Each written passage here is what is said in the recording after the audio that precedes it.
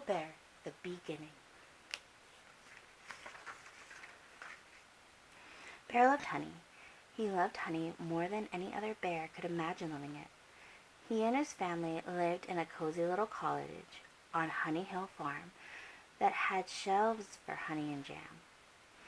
But the honey jars on the shelves were usually empty because Bear ate honey all day long. And all day long he thought about getting more honey. One day a bee flew by, and a thought flew into Bear's head. Where bees are, honey is. He followed the bees to its hive. Then another idea came to Bear. To get close to the hive, to get the honey, I can dress like a bee. He'd wear striped pajamas.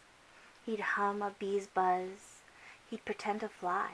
And then, when the bees think he's just another big bee, I'll grab the honey, he thought, quickly changing clothes. He finished his costume and spread his arms. I am a Bumble Bear, he shouted. And off he dashed to the beehive.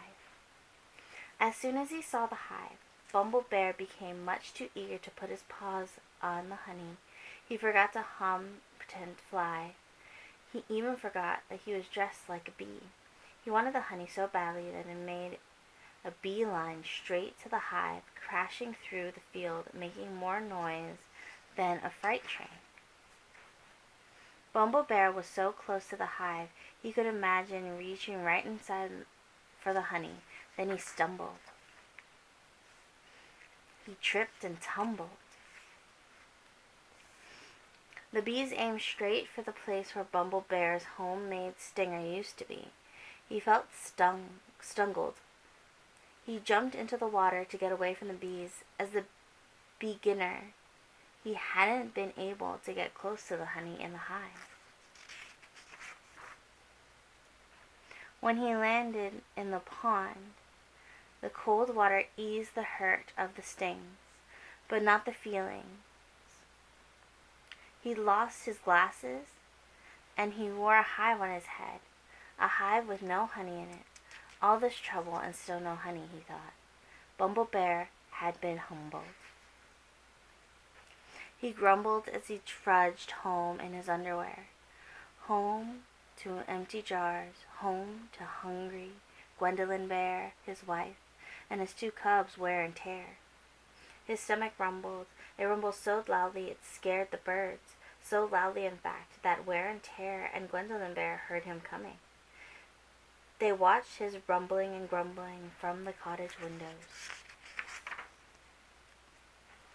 That night, Bumble Bear lectured Wear and Tear on the value of honey as he peered into the depths of an empty jar.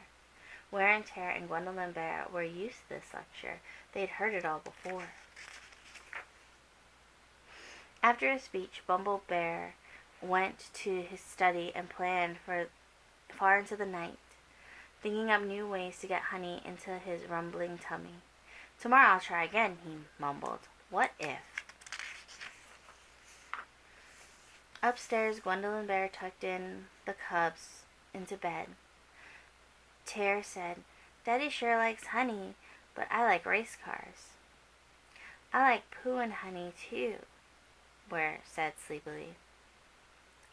I like a real honey, and that's your father, said Gwendolyn Bear. He's a good bear, but not a very good bee. Good night. The end.